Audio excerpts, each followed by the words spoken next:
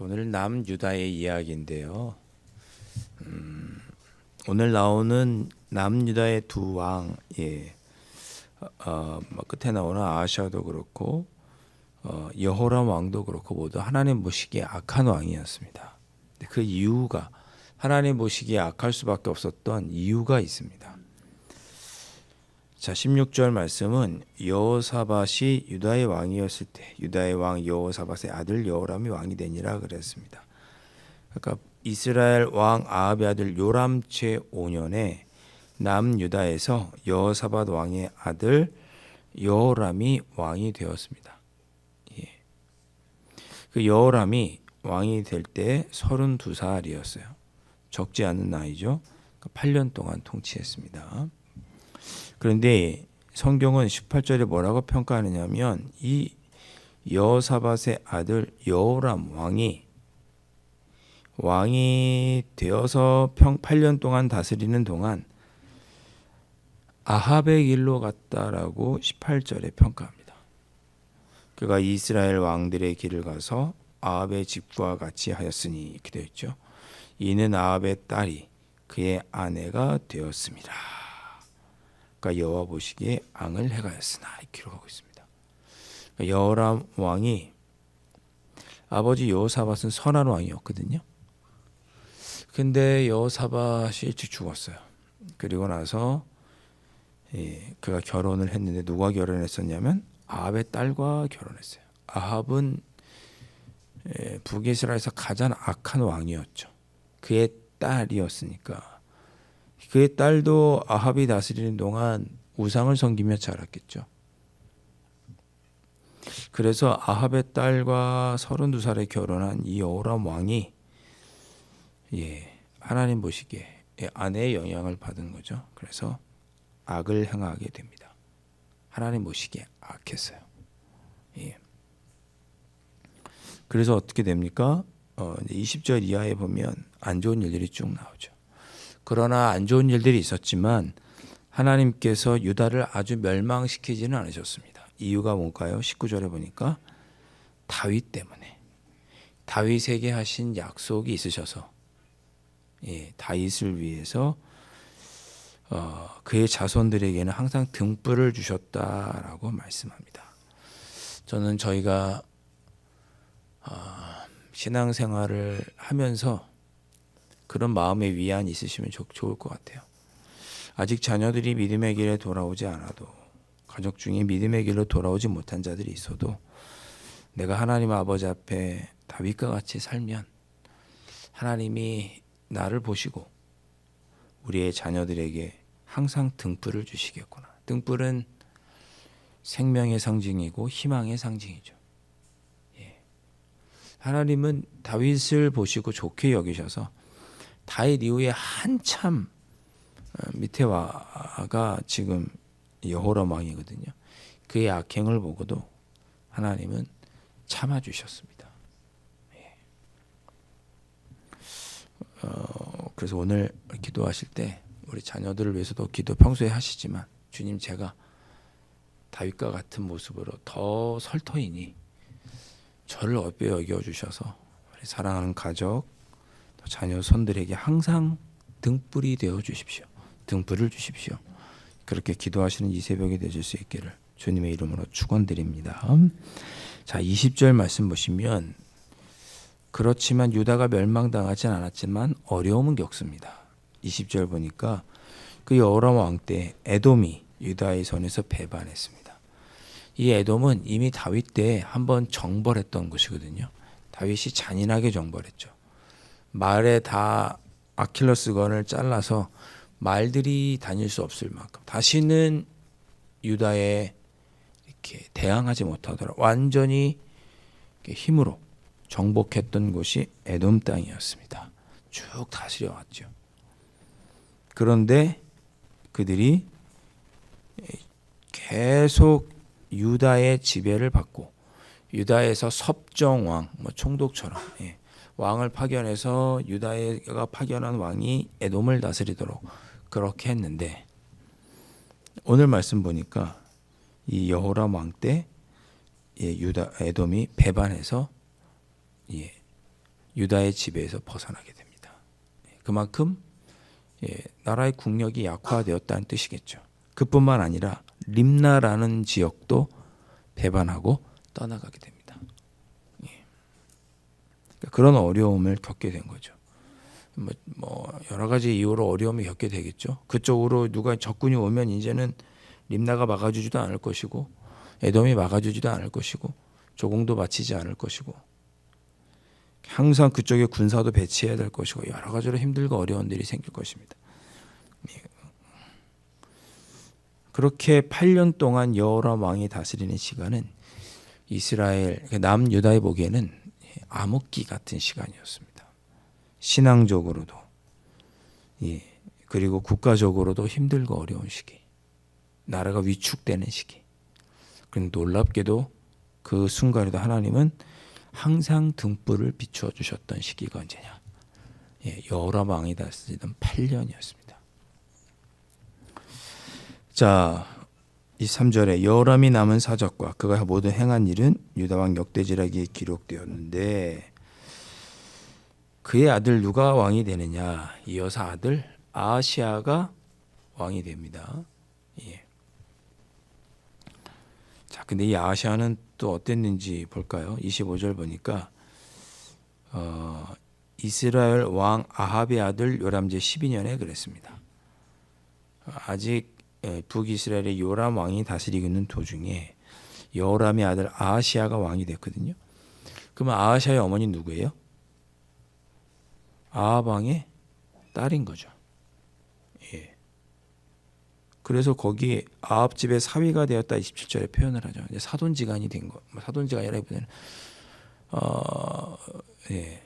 그렇게 된 거예요. 뭐 이제 할아버지가 된 거죠, 아합이. 26절 보세요. 아하시아가 왕이 될 때 나이가 22세라. 성인이라면 성일 수도 있지만 젊을 때죠.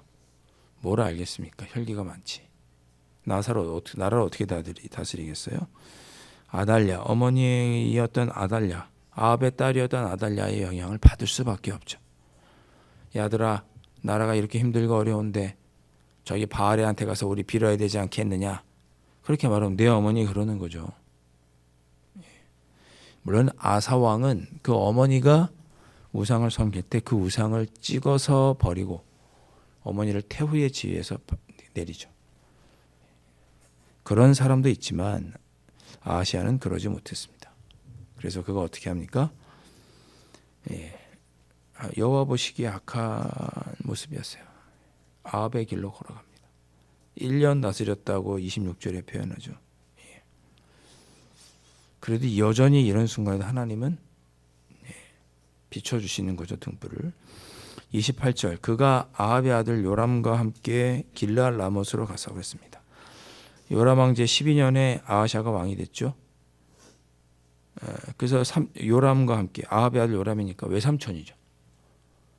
어머니의 오빠니까 외삼촌과 함께 아람 왕과 전쟁을 하게 됩니다. 아람은 다시는 이스라엘을 침범하지 않거든요. 엘리사가 있는 동안에는 한번 크게 패하고 나서는 더 이상 이스라엘 땅에 들어오지 않았다라고 성경은 기록하고 있는데 오히려 이스라엘에서 요람과 남유다가 연합을 하고 싸우러 아람 사람들에게 갑니다. 가서 이겼느냐? 아니죠.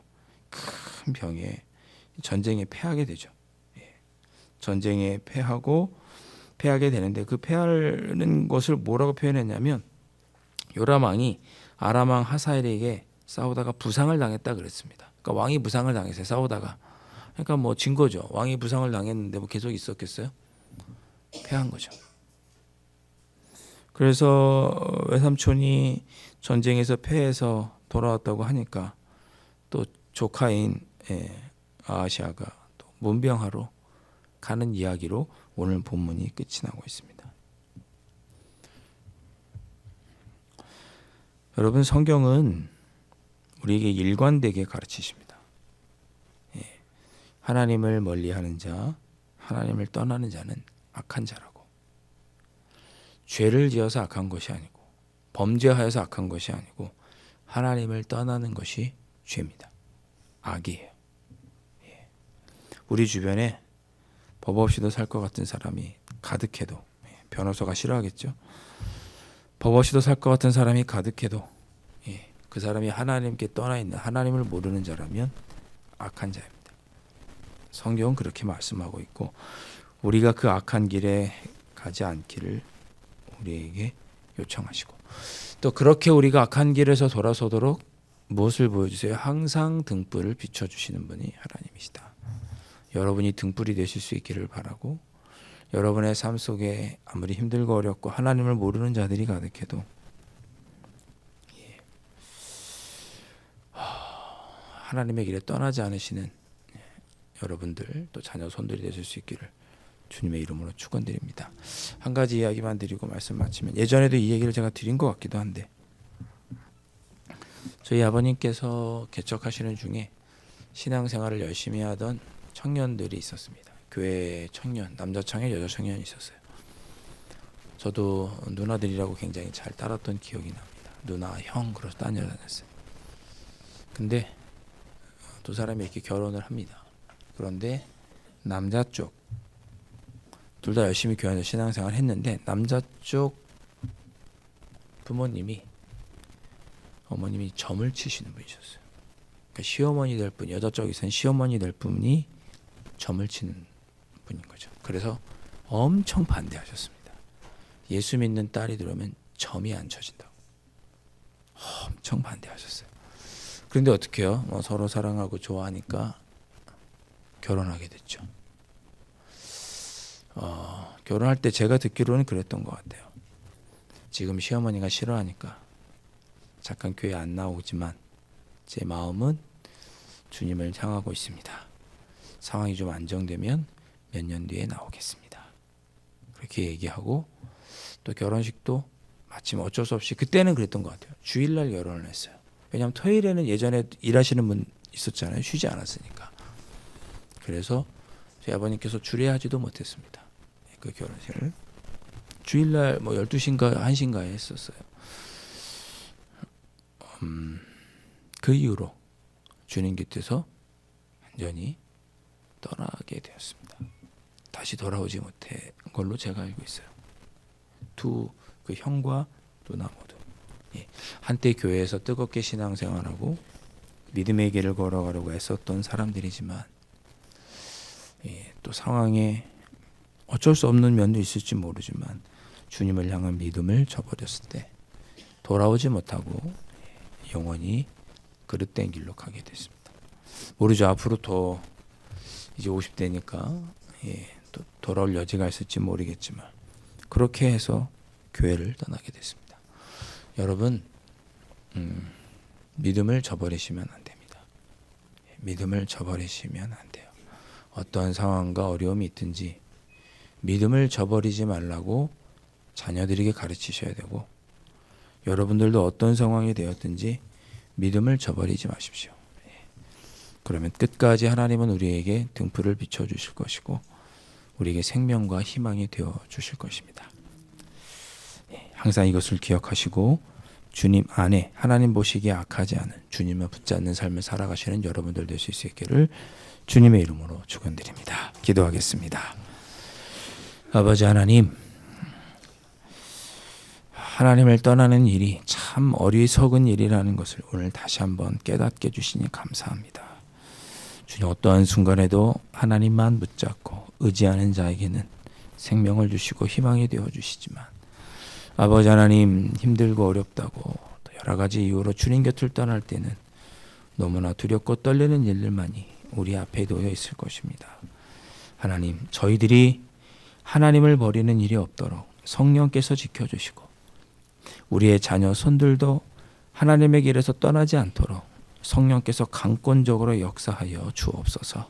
특별히 하나님은 다윗을 보시고 이스라엘의 먼 후예들에게도 등불을 거두지 않으셨다고 약속하여 주셨사오니 주님, 저희들의 믿음을 어여삐 여겨주셔서 아버지 하나님, 우리 사랑하는 자녀 손들에게 계속 생명의 빛이 되어 주시옵시고 비록 그들이 지금은 주님 곁에 있지 못하다 할지라도 언젠가는 주님께 돌아와 하나님의 자녀로 살아갈 수 있는 은혜를 누릴 수 있도록 강권적으로 역사하여 주옵소서. 귀하신 예수 그리스도의 이름으로 간절히 기도하옵나이다. 아멘. 하늘에 계신 우리 아버지, 아버지의 이름을 거룩하게 하시며 아버지의 나라가 오게 하시며 아버지의 뜻이 하늘에서와 같이 땅에서도 이루어지게 하소서. 오늘 우리에게 일용할 양식을 주시고 우리가 우리에게 잘못한 사람을 용서하여 준 것 같이 우리 죄를 용서하여 주시고 시험에 빠지지 않게 하시고 악에서 구하소서. 나라와 권능과 영광이 영원히 아버지의 것입니다. 아멘.